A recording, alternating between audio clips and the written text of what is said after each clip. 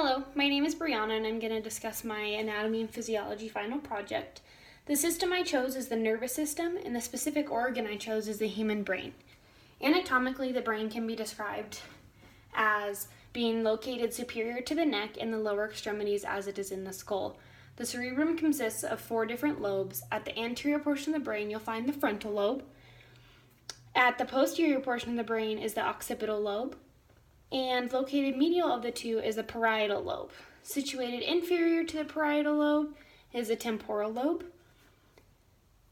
And then the spinal to the brain is the brainstem, which is the most inferior portion of the brain. The brainstem consists of 3 portions: the medulla oblongata, the pons, and the midbrain.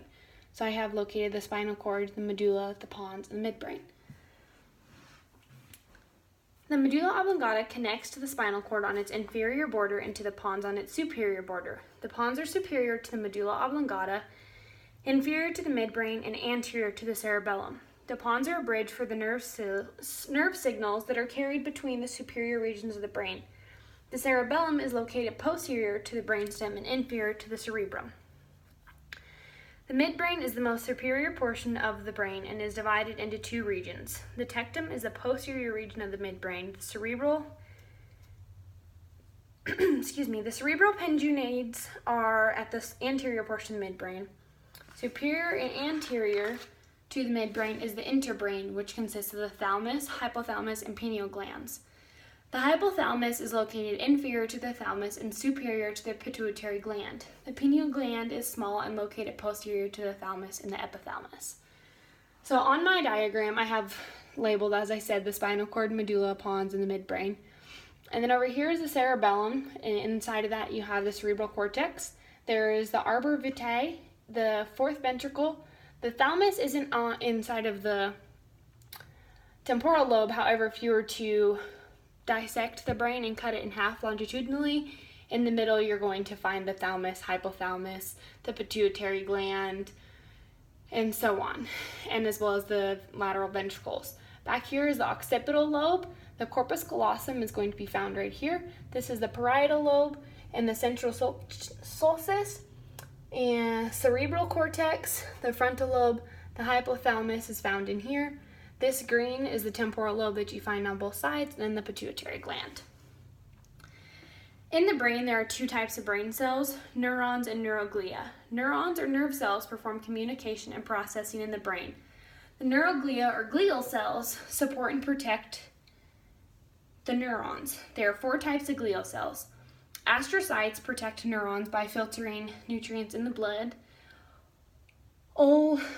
Oligodendrocytes produce insulin known as myelin. Microglia act as white blood cells by attacking and destroying pathogens in the brain. Epididymal cells filter blood plasma to create cerebrospinal fluid. Brain tissues can be broken into 2 classes, gray matter and white matter. Gray matter is made mostly of unmyelinated neurons, of interneurons, and is found in the areas of nerve connections and processing. White matter is found of myelinated neurons, which connect gray matter regions together and the rest of the body. The white matter acts as an informational road to the brain to speed connections between the brain and the body. The brain consumes about 20% of oxygen and glucose in the body. The nervous tissue of the brain has a very high metabolic rate due to the processing and decisions occurring in the brain. Large volumes of blood are constantly delivered to the brain to maintain function. The brain sends and receives information through sensory receptors in the body. Some sensory information is autonomic sensory information, and other is somatic sensory information of the somatic senses, such as taste, smell, sight, etc. And the brain directly controls movement of the body. When sensory information enters the brain, the information is combined and evaluated. The association areas of the brain work together to develop plans of action to produce change throughout the body. The brain receives and stores many types of information. Functions of the brain may be broken up by the components of the brain. The brainstem serves as a relay station between the brain and the body. The midbrain is important for ocular motion, while the pons coordinate eye and facial movements as well as facial sensation, hearing, and balance. The medulla oblongata controls breathing, blood pressure, heart rhythms, and swallowing. The cerebrum makes up the major portion of the brain and is divided by the longitudinal fissure into the right and left hemispheres. The corpus callosum connects the two halves and delivers messages between the two. The cerebral cortex is made of neurons and glia. The cerebral cortex is considered to be the gray matter. Beneath the cerebral cortex is the white matter. The cerebrum can be divided into lobes, as I discussed earlier, the frontal, temporal, parietal, and occipital lobes. These lobes have singular functions that all combine and work together. The frontal lobe is responsible for motor skills such as voluntary movement, speech, intellectual, and behavioral functions. In the frontal lobe, the primary motor cortex, precentral gyrus, are responsible for movement. The prefrontal cortex works for memory, intelligence, concentration, temper, and personality. The occipital lobes allow receiving and processing of visual information. The right portion interprets visual signals from the left visuals, and the left portion interprets visual signals from the right visuals. So everything you see through your right eye, you're going to interpret on the left side and vice versa. On the left side, it'll be interpreted by the right portion. The parietal lobes interpret signals such as vision, hearing, motor, and sensory, and memory. The temporal lobes are on each side of the brain and can be divided into the bottom portion, known as the ventral, and then the side portion, known as the lateral hemisphere. The right side of your temporal lobes is involved with recognition. The left side is involved with verbal memory and understanding language. The rear portion of the temporal lobe enables interpretation of others, such as what they're doing and their emotions. The limbic system, consisting of the hypothalamus, thalamus, amygdala, and hippocampus, are all involved in reasoning.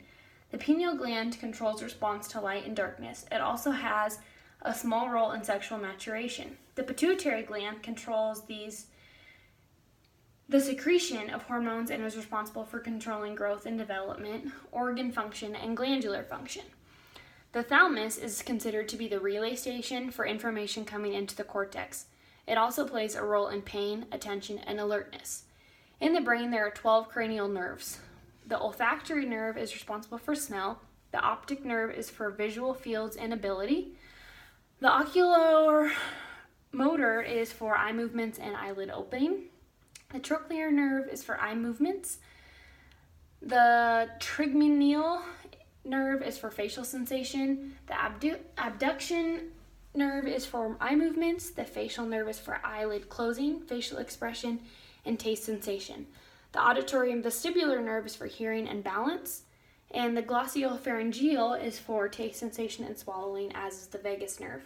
The accessory nerve is for control of the neck and shoulder muscles, and the hypoglossal nerve is for tongue movement. The brain acts as the control center by maintaining homeostasis and many different functions, some of which include breathing, heart rate, body temperature, and hunger. Inside the brainstem, the medulla oblongata has a control center for cardiovascular functions that monitors the dissolved carbon dioxide and oxygen levels in the blood, as well as the blood pressure levels. The cardiovascular center adjusts the rate in blood vessels to maintain healthy levels. The rhythmicity center of the medulla adjusts the rate of breathing to monitor oxygen and carbon dioxide levels to maintain balance. The hypothalamus in the brain maintains homeostasis of body temperature, blood pressure, sleep, thirst, and hunger.